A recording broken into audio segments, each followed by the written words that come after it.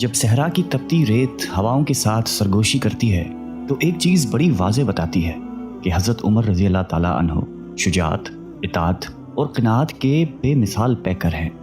تیر اندازی، پہلوانی اور خطابت میں آپ نے مہارت حاصل کی۔ اسی زمانے میں ہی لکھنا پڑھنا سیکھ لیا تھا۔ رواج زمانہ کے مطابق تعلیم کے بعد فکر معاش کی طرف متوجہ ہوئے اور عرب کے اہم مشغلہ تجارت کو اپنے روزگار کا سامان بنایا۔ تجارت کے سلسلے میں آپ نے دور دراز ممالک میں سفر کیے۔ اس سے آپ کو بڑے تجربات حاصل ہوئے۔ خودداری، بلند حوصلے، معاملہ فہمی اور دور اندیش نگاہی اس کا نتیجہ تھا۔ قبائل کے درمیان معمولی رنجشوں کو اپنے غیر معمولی فہم اور تدبیر سے بہت جلدی حل فرما لیا کرتے تھے۔ عمر کا 27واں سال تھا کہ ریگستان عرب میں آفتاب اسلام طلوع ہوا۔ مکے کی وادیوں سے توحید کی صدا بلند ہونے لگی۔ مشرکین عرب کے ساتھ آپ کے لیے بھی یہ آواز نامانوس تھی۔ آپ اس پر سخت برہم ہوئے، یہاں تک کہ جس کے بارے میں یہ پتا چلتا کہ وہ مسلمان ہوا ہے اس کے جانی دشمن بن جاتے۔ ان کے خاندان کی ایک کنیز مسلمان ہو گئی تھی، اس کو اتنا مارا کہ مارتے مارتے تھک جاتے۔ اس کنیز کے علاوہ بھی جس پر زور چلتا اس کو خوب مارتے پیٹتے۔ لیکن اسلام کا نشہ ہی ایسا تھا جو ایک بار چڑھ جاتا تو اترنے کا نام ہی نہیں لیتا تھا۔ ان تمام سختیوں سے ایک شخص کو بھی اسلام سے نہ اتار سکے۔ قریش میں سیدنا عمر فاروق رضی اللہ تعالیٰ عنہ کی طرح ابو جہل بھی مسلمانوں کی دشمنی میں صف اول میں تھے۔ ایک دن نبی اکرم صلی اللہ علیہ وآلہ وسلم نے دعا فرمائی کہ اے اللہ، اسلام کو یا تو عمر بن خطاب یا ابو جہل کے ذریعے معزز کر دے۔ مگر یہ دولت تو ازل سے ہی سیدنا عمر فاروق رضی اللہ تعالیٰ عنہ کی قسمت میں لکھی جا چکی تھی۔ دعا نبی کی ہو تو اثر کیسے نہیں دکھاتی۔ اسلام کا سب سے بڑا دشمن جانثار اور دوست ہو گیا۔ اللہ نے عمر فاروق کو اسلام کی نعمت سے نواز دیا۔ ان کے اسلام لانے سے ایک زلزلہ برپا ہوا۔ مشرکین ان کے گھر کے ارد گرد جمع ہو کر نعرے بازی کرنے لگے، صبا عمر، صبا عمر۔ عمر بے دین ہو گیا، لیکن کسے معلوم تھا کہ عمر فاروق نے اپنی زندگی کا مقصد جان لیا تھا۔ سیدنا عمر فاروق رضی اللہ تعالیٰ عنہ کے اسلام لانے سے ایک نیا دور شروع ہو گیا۔ اس وقت 40 کے قریب افراد اسلام میں داخل ہو چکے تھے، لیکن وہ نہایتی بے بسی اور مجبوری کی زندگی بسر کر رہے تھے۔ اعلانیہ فرائض مذہبی ادا کرنا تو درکنار، اپنے آپ کو مسلمان ظاہر کرنا بھی خطرے سے خالی نہیں تھا۔ کعبہ میں نماز پڑھنا تو ناممکن تھا۔ آپ نے مشرکین کو جمع کر کے بڑی جرأت مندی اور بہادری سے اپنے اسلام کا اعلان کیا۔ کسی میں اتنی ہمت نہیں تھی کہ آپ کے سامنے کھڑا ہوتا۔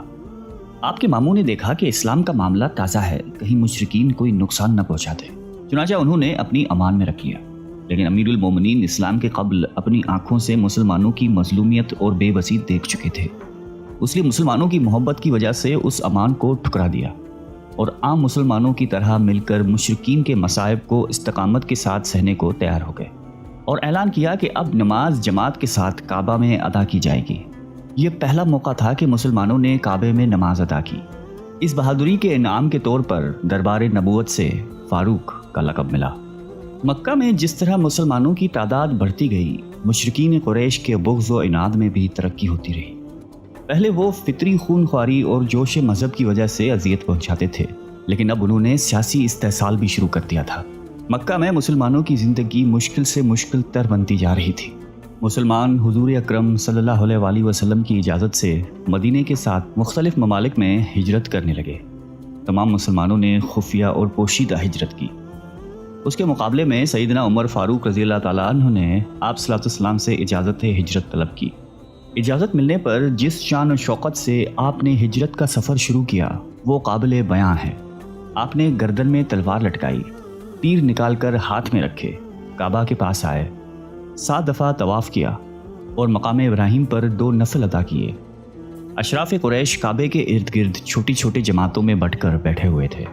آپ ہر جماعت کے پاس آتے اور فرماتے کہ تمہارے چہرے خاک آلودہ ہوں، جو چاہتا ہے کہ اس کے بچے یتیم ہوں، اس کی بیوی بیوہ بنے، وہ اس وادی کے پار آ کر میرا مقابلہ کرے۔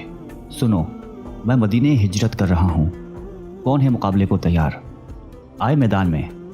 للکار فاروقی کے سامنے سب کی بہادری دم توڑ گئی اور کوئی بھی مقابلے کو تیار نہ ہوا۔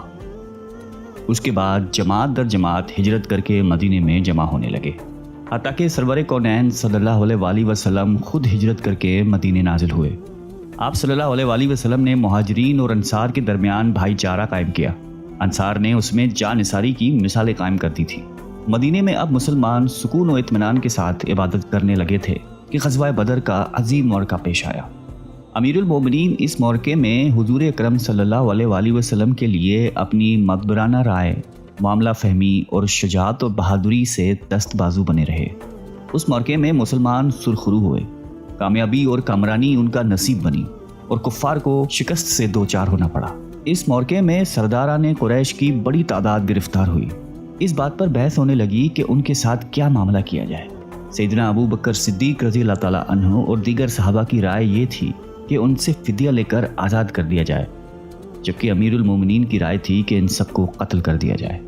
آپ علیہ السلام نے حضرت ابو بکر صدیق رضی اللہ تعالیٰ عنہ اور اکثر صحابہ کی رائے پر عمل کرتے ہوئے ان تمام کو فدیہ لے کر آزاد کر دیا۔ اس کے علاوہ آپ نے جنگ احد، خندق، خیبر اور فتح مکہ جیسے عظیم موقعوں میں نمایاں خدمات سر انجام دی۔ سیدنا ابو بکر صدیق رضی اللہ تعالیٰ عنہ کی وفات کے بعد آپ خلافت میں آئے۔ اپنے 10 سال کی دور خلافت میں فارس، روم، ایران، عراق، شام، بیت المقدس جیسے عظیم سلطنتوں کو فتح کیا۔ وقت کے فرعونوں کی حکومت کے تختے الٹ دیے، پوری دنیا میں اسلام کا ڈنگا بجا دیا۔ اپنے دور خلافت میں ملک کی نظم و نسق کو باقاعدہ منظم کیا۔ آپ کی حکومت میں ملک کے تمام ضروری شعبے وجود میں آ چکے تھے۔ اپنے مملکت کو صوبوں اور ضلعوں میں تقسیم کیا۔ ہر صوبے میں بڑے عہدیدار مقرر کیے، جن میں حاکم صوبہ، قاضی، فوجی محکمہ، منشی، کلرک وغیرہ شامل تھے۔ ملکی و قومی مسائل مجلس شوری میں پیش ہو کر طے پاتے تھے۔ آپ اپنے دور خلافت میں حکام اور حکومی ملازمین کی کڑی نگرانی کرتے تھے۔ اگر ضرورت پڑتی تو عدالت کے کٹہرے میں لا کر کھڑا کر دیتے تھے۔ آپ نے قابل زراعت زمین کے لیے نہریں کھدوائیں، زراعت کے پیشے کو فروغ دیا، عشر و خراج کے منظم احکام جاری فرمائے، جیل خانے اور بیت المال جیسے عام شعبے ترتیب دیے، تعمیرات کو سرکاری طور پر ترقی دلوائی۔ آپ نے نئی آبادیاں قائم کی جس میں بصرہ، کوفہ اور دیگر شہر شامل ہیں۔ اشاعت اسلام کے لیے آپ کی خدمات قابل قدر ہیں۔ آپ کے اثرات پر قرآن، جو اساسہ اسلام، دستور اور منشور ہے، مرتب کیا گیا۔ آپ نے اپنے دور خلافت میں اس کے درس و تدریس کو رواج دیا، معلمین، حفاظ اور موزنین کی تنخواہیں مقرر کی۔ اشاعت حدیث کے لیے بھی صحابہ کو مختلف ممالک کی طرف روانہ فرمایا۔ آپ نقل احادیث میں بڑی احتیاط فرماتے تھے۔ تمام ممالک میں فقیہ کرام کو مقرر کیا۔ مختلف فقہی مسائل میں صحابہ سے مشورہ کر کے ایک رائے طے کرواتے تھے۔ مسجد نبوی کو وسعت دی، نئی مساجد تعمیر کروائیں، ان کی ضروریات کا بندوبست کروایا، حرم کی توسیع کی۔ آپ کے دور خلافت کا نمایاں وصف عدل و انصاف تھا۔ شاہ و گدا، امیر و غریب، عزیز و بیگانہ، سب کے لیے ایک ہی قانون تھا۔ عدل فاروقی کا دائرہ صرف مسلمانوں تک محدود نہیں تھا، بلکہ ان کا دیوان عدل مسلمان، یہودی اور عیسائی سب کے لیے یکساں تھا۔ آپ فطرتاً ذہین اور صائب الرائے تھے۔ آپ کی رائے کے مطابق کم و بیش 20 آیتوں کا نزول ہوا، جنہیں موافقات عمر کے نام سے یاد کیا جاتا ہے۔ اسیران بدر، اذان، حرمت شراب، مقام ابراہیم کو مسلح بنانا اور ازواج مطہرات کے پردے سے متعلق آرا مشہور ہیں۔ قربت نبی علیہ السلام کی وجہ سے آپ کو احکام میں بہت مہارت تھی۔ اس کے باوجود بھی کسی مسئلے میں الجھن ہوتی تو بلا پسو پیش صحابہ سے دریافت فرما لیتے۔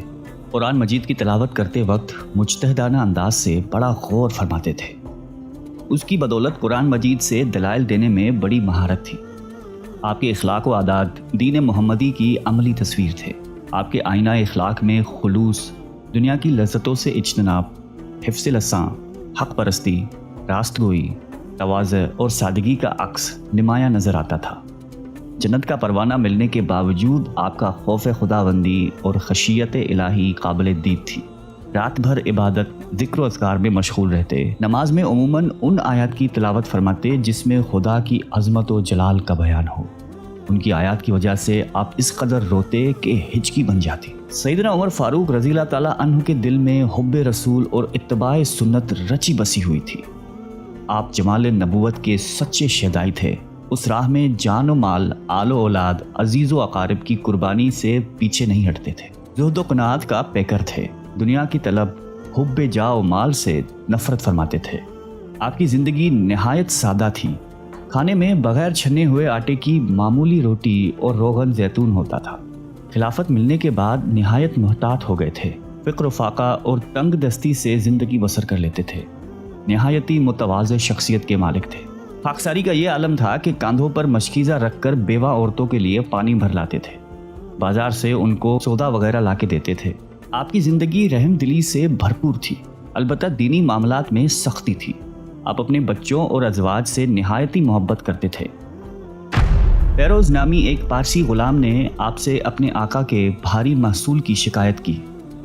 شکایت بے جان تھی، اس لیے آپ نے کوئی توجہ نہ کی۔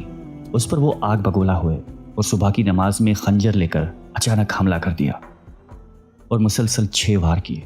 زخم ایسا کاری تھا کہ آپ اس سے جان بر نہ ہو سکے۔ آخری وقت میں اہم وصیتیں کی۔ 3 دن اس کشمکش میں رہ کر محرم کی پہلی تاریخ ہفتے کے دن 24 ہجری کو اسلام کا عظیم چراغ بجھ گیا اور اپنے محبوب آقا کے پہلو میں ہمیشہ کے لیے میٹھی نیند سو گیا۔ اللہ تعالی ہم سب کو قلب سلیم عطا فرمائے اور قرآن اور حدیث پہ چلنے کی توفیق عطا فرمائے، آمین۔